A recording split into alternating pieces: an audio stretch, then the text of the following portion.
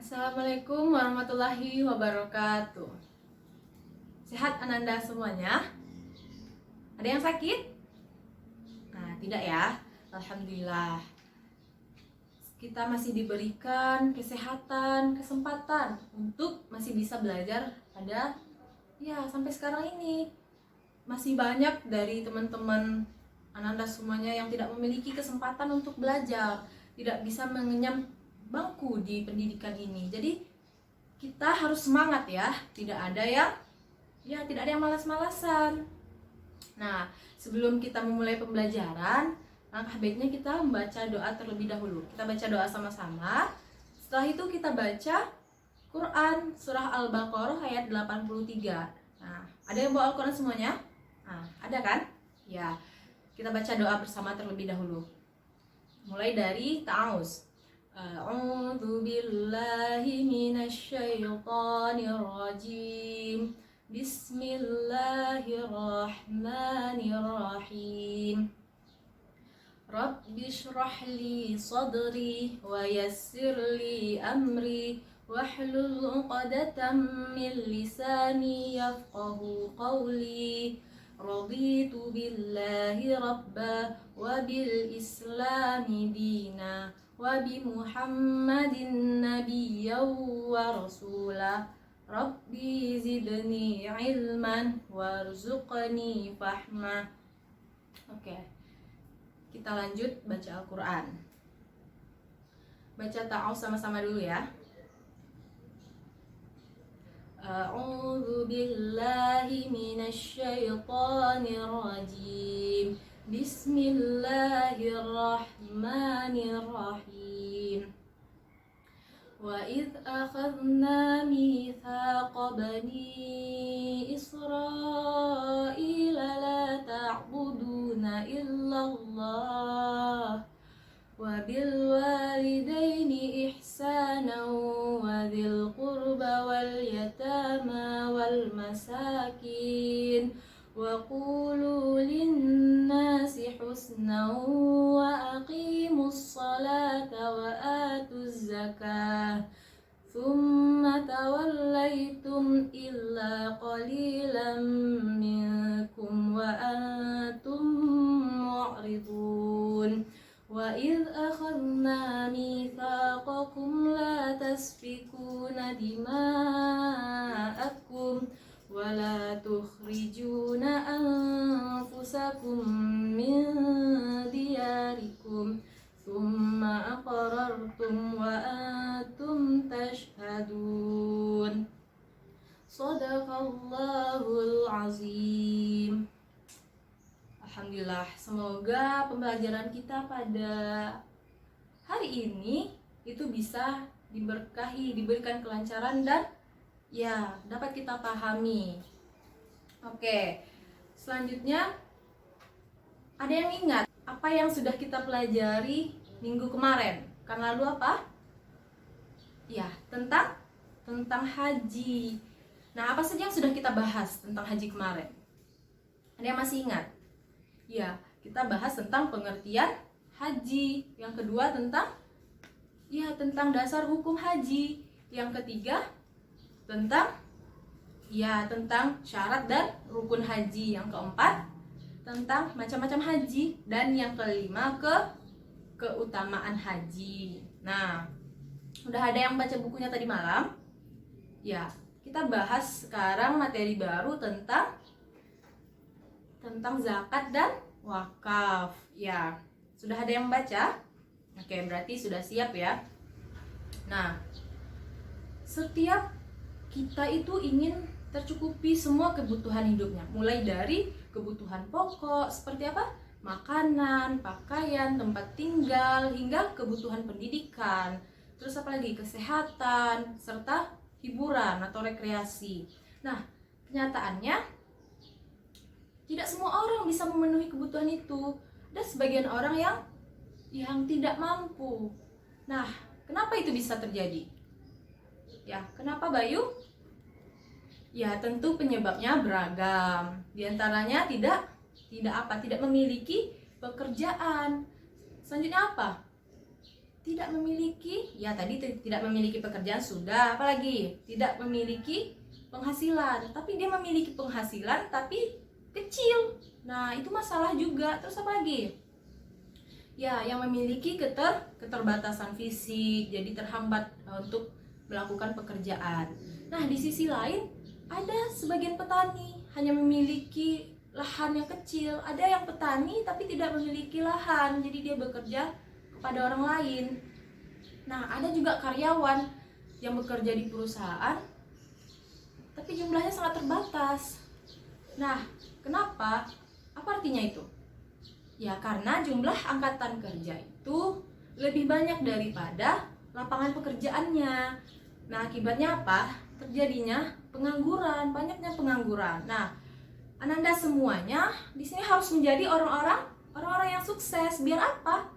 Ya, biar bisa membuka lapangan pekerjaan. Jangan berharap kita tuh bekerja dengan orang. Kalau bisa, kita yang mempekerjakan orang sehingga banyak kita menolong orang. Ya. Jadi di sini cita-citanya semua jadi harus sukses. Nah, kita tahu bahwa pengangguran itu berdampak banyak dampak negatifnya ya. Ya, dari munculnya apa Hanesti? Iya, kriminalitas, kejahatan, penipuan dan banyak lagi kejahatan-kejahatan oleh orang-orang yang beralasan bahwa mereka tidak bisa mencukupi kebutuhan hidupnya, jadi mereka mencari cara yang instan. Tapi cara yang instan itu tidak halal. Nah, bagaimana Islam memandang hal ini? Ya, Islam memberikan solusi untuk masalah ini. Bagaimana? Yaitu dengan mengeluarkan zakat. Nah, zakat, infak, sedekah biasa disebut dengan ZIS. Nah, ZIS ini hendaknya ditanamkan pada setiap orang yang beriman untuk mengatasi permasalahan dalam rangka ibadah kepada Allah Subhanahu wa Ta'ala. Nah, infak itu sendiri ada yang hukumnya wajib dan sunnah. Nah, yang contoh yang wajib ini apa? Ya, betul. Zakat. Kalau yang sunnah apa contohnya? Ya? Iya, contoh sunnah itu wakaf. Kita akan bahas nanti materi ini lebih dalam lagi. Nah, sementara sedekah itu artinya apa? Ada yang tahu? Bagaimana, Tiara? Ya, sedekah itu artinya memberikan sesuatu baik berupa materi maupun non materi. Yang materi contohnya apa? Materi seperti sandang, pangan, papan. Yang non materi apa? Ya, pemikiran, tenaga, membahagiakan orang lain dengan tersenyum. Nah, ada yang cemberut. Nah, coba tersenyum itu merupakan sedekah juga. Kemudian apa lagi? Ya, seperti kita menepikan batu di tengah jalan supaya orang lain tidak celaka karena batu itu termasuk sedekah. Nah, jangan menganggap sedekah itu hanya berupa uang ya. Jadi sedekah itu banyak contohnya. Nah, kemudian apa lagi? Zakat itu merupakan bagian dari syariat yang terkait dengan harta. Nah, zakat itu termasuk model pembelanjaan harta untuk kepentingan dan kemaslahatan umat. Banyak sekali manfaat dan kemaslahatan umat yang dapat diambil dari zakat. Nah, kemiskinan, kebodohan, keterbelakangan ini dapat diatasi melalui pembayaran zakat. Kita itu sebenarnya sudah menunaikan zakat. Nah, Anda semua itu sudah menunaikan zakat walaupun tidak dari hasil harta Anda semua. Orang tua yang membayarkan zakat Anda itu. Nah, jadi Anda sudah menunaikan zakat sebenarnya setiap tahun. Nah, perlu diketahui bahwasanya zakat ini memiliki kedudukan yang sangat penting dalam Islam, yaitu apa? Iya, terdapat dalam rukun Islam. Nah, Allah juga menjadikan zakat ini sebagai jaminan hak fakir miskin pada harta umat. Nah, kita masuk kepada pengertian zakat. Setelah tadi Ibu berbicara panjang lebar tentang fenomena zakat ini, wawasan tentang zakat, apa jadinya kesimpulan yang dapat dipetik dari pengertian zakat ini?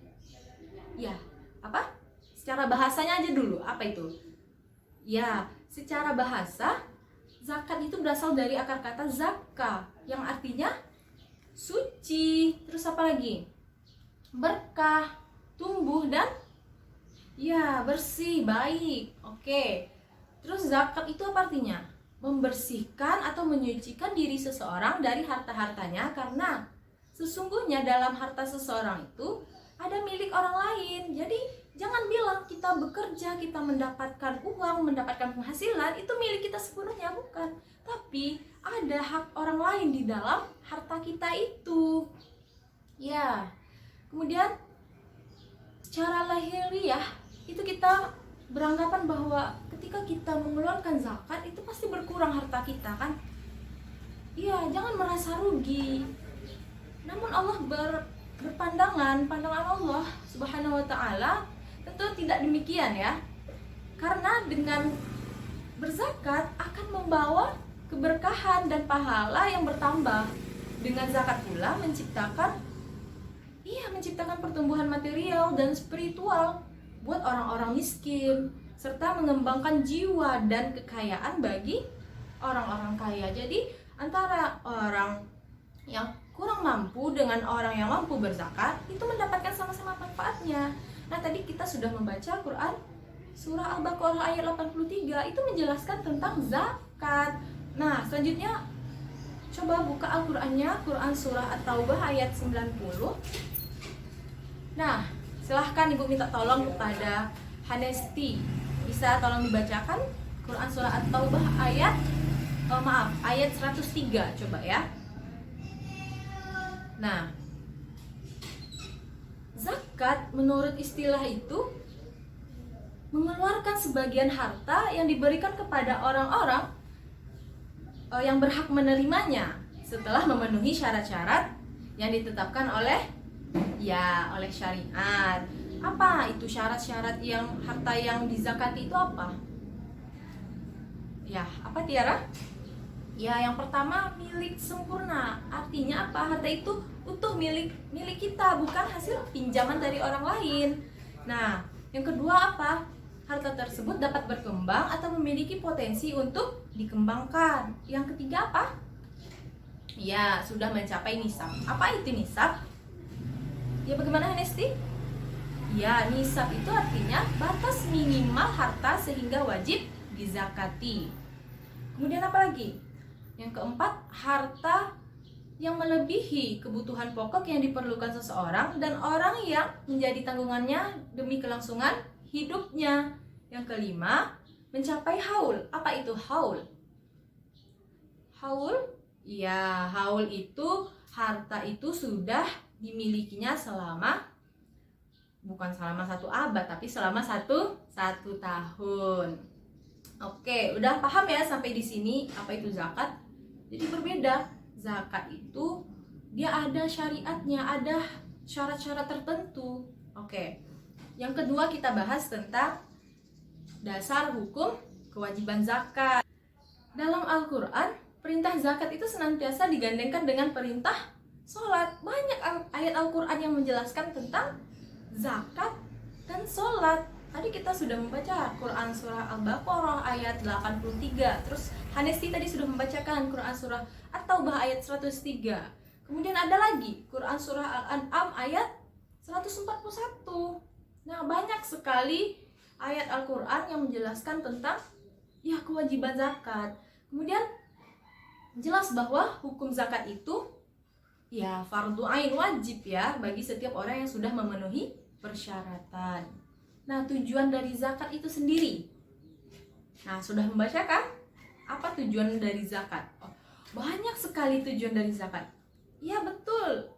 Nah, Tiara betul. Apalagi? Ya, Hanesti juga betul. Nah, banyak sekali tujuannya ya. Di antaranya apa? Menghilangkan sifat kikir, tamak, rakus, dan serakah dari pemilik harta. Nah, kemudian apa lagi? Ya, menghindarkan kecintaan berlebihan kita terhadap duniawi. Kemudian apalagi tujuannya? Ya, mendidik manusia untuk disiplin dalam menunaikan kewajibannya. Apalagi? Ya, ini melindungi pemilik harta dari hukuman berat dari Allah Subhanahu wa taala. Kemudian dari tadi Ibu lihat, si Tri diam saja. Coba Itri. Ya, melatih kedermawanan pemilik harta. Banyak sekali tujuan dari zakat ini. Kemudian kita masuk ke penyaluran zakat. Penyaluran zakat ini siapa saja orang-orang yang berhak menerima zakat. Orang yang menerima zakat, nama lainnya siapa? Apa, Miftah? Ya, bukan mubalik, tapi mustahik. Orang yang menerima zakat namanya mustahik. Kalau orang yang memberikan zakat, ya apa, Reval? Masa Musdalifah, muzaki, ya muzaki. Bisa kita lihat dari firman Allah Quran surah Taubah ayat 60. Di situ dijelaskan siapa saja 8 asnaf yang berhak menerima zakat. Yang pertama itu ada fakir. Apa itu fakir? Seseorang yang tidak memiliki usaha, harta dan kemampuan untuk memenuhi kebutuhan hidupnya. Jangan samakan fakir dengan miskin karena dua hal yang berbeda.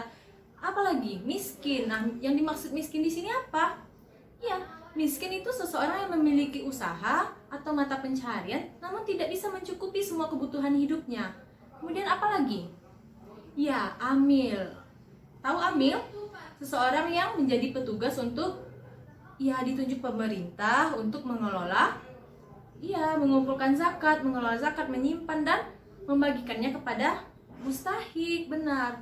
Selanjutnya apa lagi? Yang keempat, mu'alaf. Ya, mu'alaf itu orang yang memeluk ajaran Islam, yang baru masuk Islam. Kemudian apa lagi? Ya, apa Habib? Rikab. Rikab apa? Memerdekakan budak atau juga dapat mencakup orang Islam yang ditawan oleh orang kafir. Kemudian apa lagi? Ayo semuanya berpikir, apa lagi yang 8? Coba baca Al-Quran terjemahannya. Quran surah apa tadi? At-Taubah ayat 60 itu.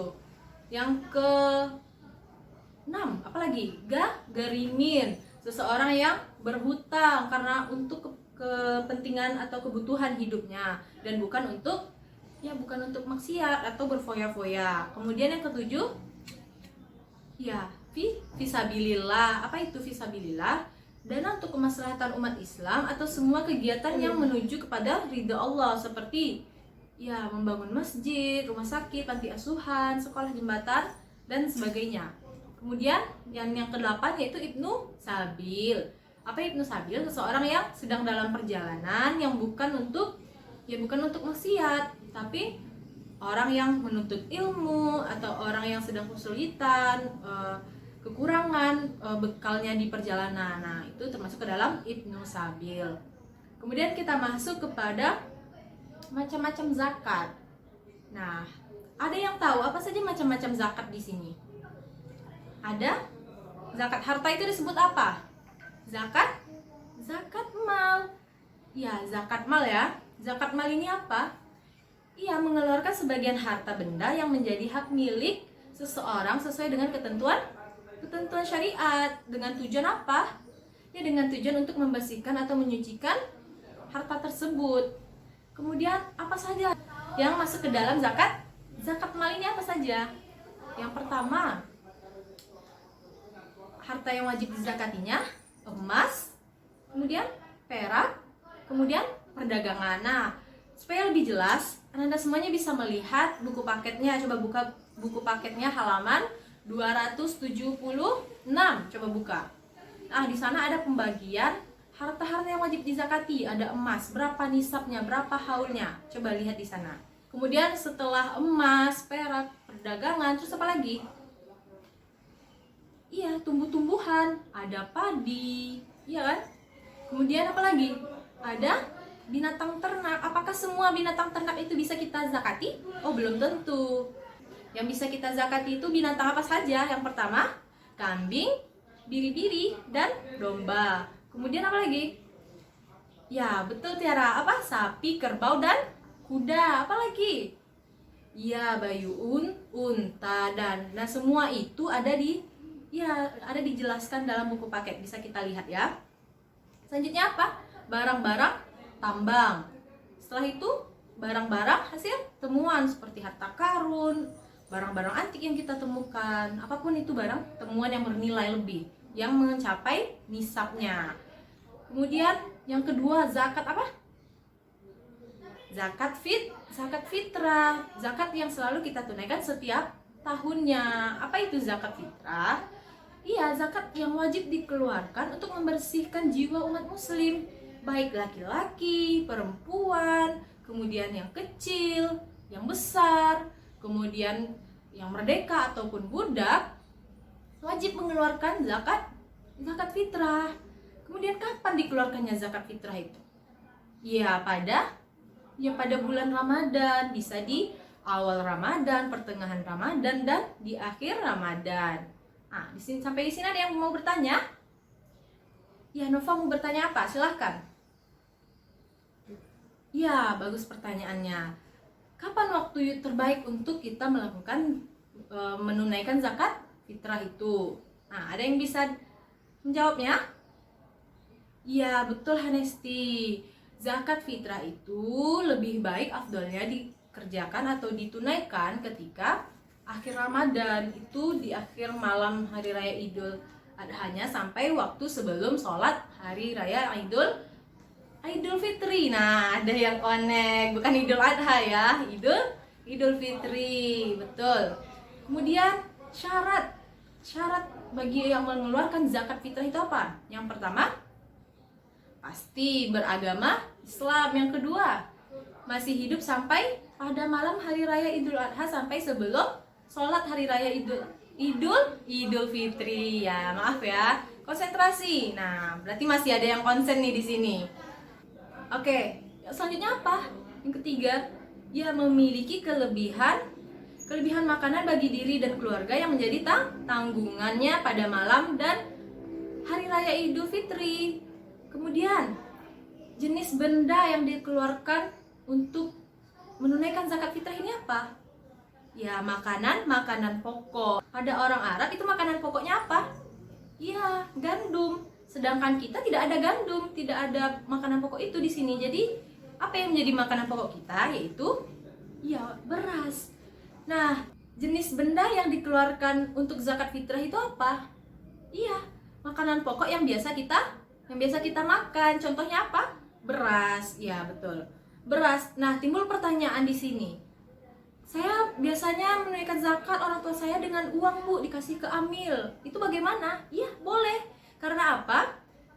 Pada zaman sekarang ini ada orang yang mengeluarkan zakatnya dengan uang senilai beras itu. Nah, boleh. Uangnya senilai beras. Kemudian apa? Sebagian ulama membolehkan dengan dasar untuk memudahkan kita. Jadi tidak ada kesulitan kita dalam memenuhi syariat Allah ini. Nah, jumlah harta yang wajib dibayarkan untuk setiap jiwa itu sebesar satu sa. Satu sa itu berapa? Bukan satu sa semen ya, tapi satu sa yang setara dengan 3,1 liter atau setara dengan 2,5 kilogram beras.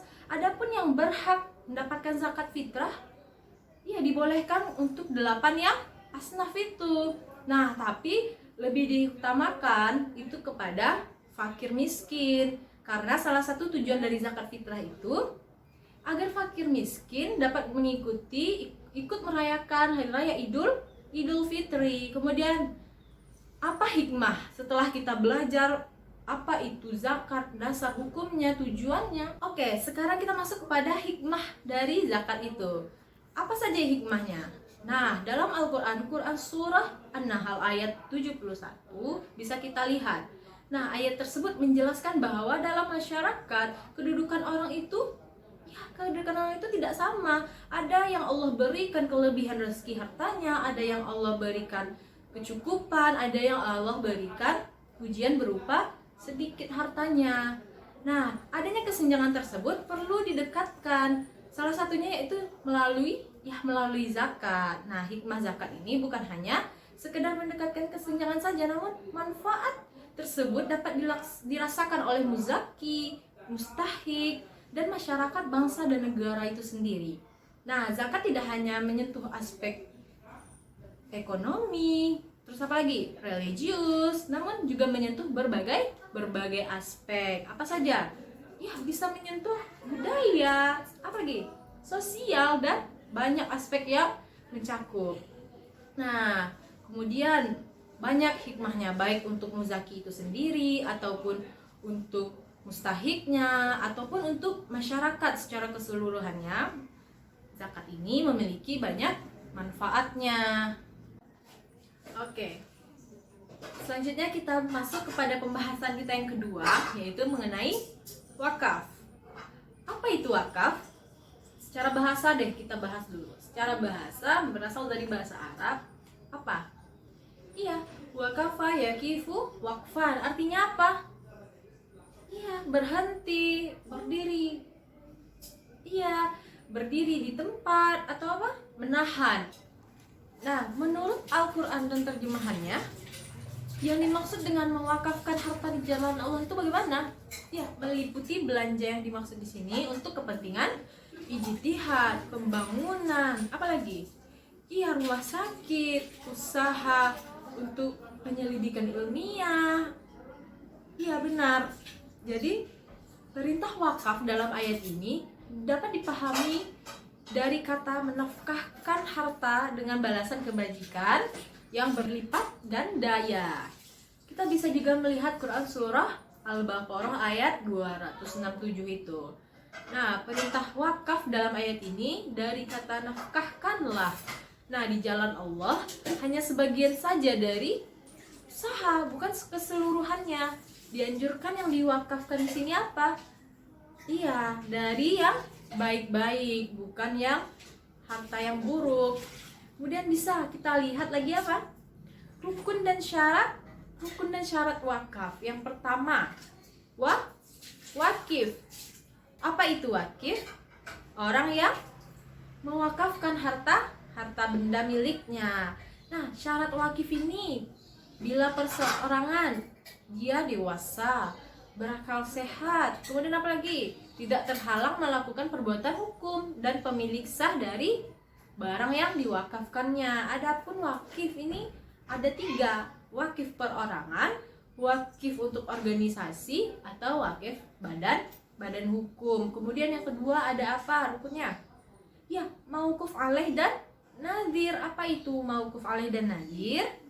Orang yang menerima harta wakaf. Nah, tadi dijelaskan siapa saja wakif itu ada perorangan, organisasi, badan hukum. Sedangkan nadir atau mauquf alaih itu ada 3 juga, perorangan, organisasi, atau badan hukum.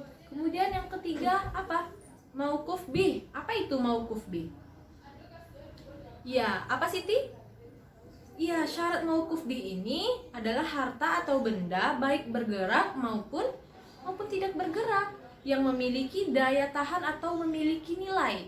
Harta benda yang diwakafkan adalah milik sendiri yang sah dan yang tidak dalam kondisi sengketa. Nah, wakaf di sini yaitu barang yang kita wakafkan itu bertahan lama, bisa digunakan, dimanfaatkan dalam waktu jangka panjang, bukan barang yang sekali pakai, bukan itu yang diwakafkan. Kemudian yang keempat ada sigat. Sigat ini apa?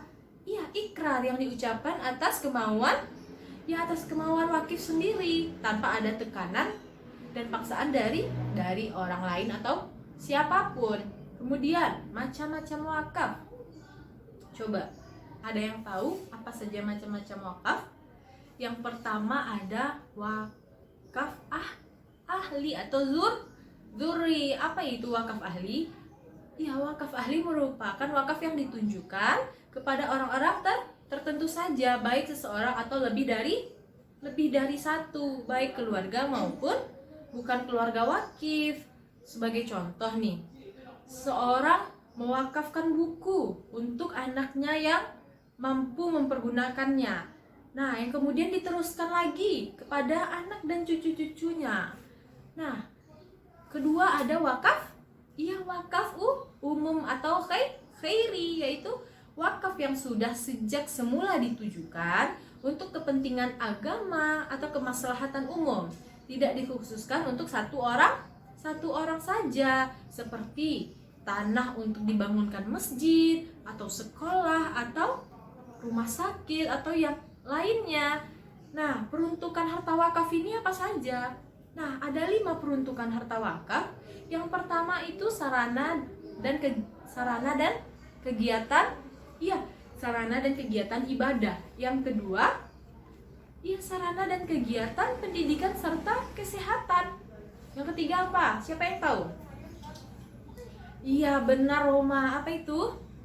Bantuan kepada fakir, miskin, atau anak yatim piatu, atau anak terlantar, dan beasiswa. Kemudian yang keempat ada peningkatan ekonomi umat. Yang kelima, yang terakhir ada kesejahteraan umum lain yang tidak bertentangan dengan syariah dan perundang-undangan yang berlaku. Nah, pengelolaan wakaf di Indonesia itu sendiri banyak pasal yang mengaturnya. Anda bisa lihat.